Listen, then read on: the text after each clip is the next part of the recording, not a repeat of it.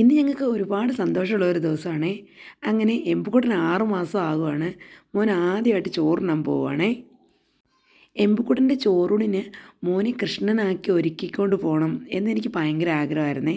എന്തായാലും അതിനു വേണ്ടി ഡ്രസ്സൊക്കെ തയ്പ്പിച്ച് എല്ലാം സെറ്റാക്കി എമ്പു മോനെ കൃഷ്ണനാക്കി ഒരുക്കി ഞങ്ങളങ്ങനെ ചോറ് കൊടുക്കാൻ വേണ്ടി പോവുകയാണേ. നമ്മൾ ചോറ് കൊടുക്കുന്നത് കട്ടപ്പനയിൽ തന്നെയുള്ള ഫേമസ് ആയിട്ടുള്ള അയ്യപ്പ ക്ഷേത്രത്തിലാണ്, അമ്പലക്കവല ശ്രീ ധർമ്മശാസ്ത്ര ക്ഷേത്രത്തിൽ. കുറച്ച് സമയം വണ്ടിയിലിരുന്ന് വന്നുകൊണ്ട് എമ്പക്കുട്ടൻ്റെ കിരീടമൊക്കെ ഒന്ന് മാറിപ്പോയിട്ടുണ്ടേ. അപ്പോൾ അതെല്ലാം ചേട്ടച്ചൻ്റെ കയ്യിൽ കൊടുത്തിട്ട് ഞാനൊന്ന് ശരിയാക്കി വെച്ചിട്ടുണ്ടേ. എന്നിട്ട് അങ്ങനെ ഞങ്ങൾ ക്ഷേത്രത്തിനകത്തേക്ക് കയറാൻ പോവുകയാണേ. ഞങ്ങളുടെ എൻഗേജ്മെൻറ്റ് നടന്നത് ഇവിടെ വെച്ചായിരുന്നേ. അതുപോലെ ഞങ്ങളുടെ എൻഗേജ്മെൻറ്റും കല്യാണവും ഒക്കെ നടത്തി തന്നത് ഈ ഇരിക്കുന്ന തിരുമേനിയാണേ. എമ്പക്കുട്ടൻ ചോറിനാൻ വേണ്ടി റെഡിയായിട്ട് അച്ഛൻ്റെ മടിയിൽ ഇരിക്കുന്നുണ്ടേ. തിരുമേനി എന്തൊക്കെയാണ് ചെയ്യുന്നതെന്നാണ് എമ്പുമോൻ ഇങ്ങനെ നോക്കിക്കൊണ്ടിരിക്കുന്നത്. ഞാനിപ്പോൾ ഓർക്കുന്ന ഒരു കാര്യമുണ്ടേ, കിക്കിക്കും മാനിക്കും മിന്നിക്കും ഒക്കെ ഞങ്ങൾ ചോറ് കൊടുക്കാൻ കൊണ്ടുപോയപ്പോൾ എന്തൊരു കരച്ചിലും ബഹളമൊക്കെ ആയിരുന്നെന്നോ.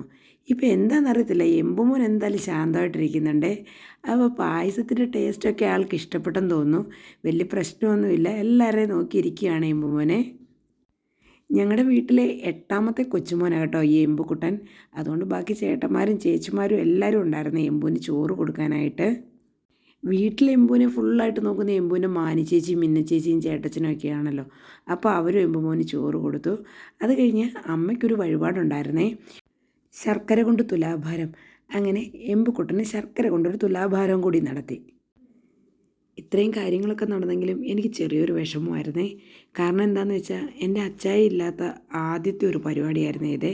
എൻ്റെ അച്ഛന് ഒരു സർജറി കഴിഞ്ഞ് റെസ്റ്റായിരുന്നേ. അതുകൊണ്ട് മോന് ചോറ് കൊടുക്കാൻ വരാൻ പറ്റിയില്ല. എന്തായാലും ഞാൻ ക്ഷേത്രത്തിൽ നിന്ന് പായസവും മോന് കൊടുത്ത ചോറും ഒക്കെ ആയിട്ടായിരുന്നു കേട്ടോ വീട്ടിലേക്ക് വന്നത്. അങ്ങനെ അച്ഛൻ്റെ അടുത്ത് വന്ന് അച്ഛൻ്റെ മടിയിലിരുത്തി എമ്പുക്കുട്ടന് അച്ചായി ചോറ് കൊടുത്തേ. അപ്പോൾ മനസ്സിന് സത്യം പറഞ്ഞാൽ നല്ല സന്തോഷമായി കേട്ടോ. അപ്പോൾ ഇന്നത്തെ വീഡിയോ ഇത്രയേ ഉള്ളൂ ഫ്രണ്ട്സ്. താങ്ക്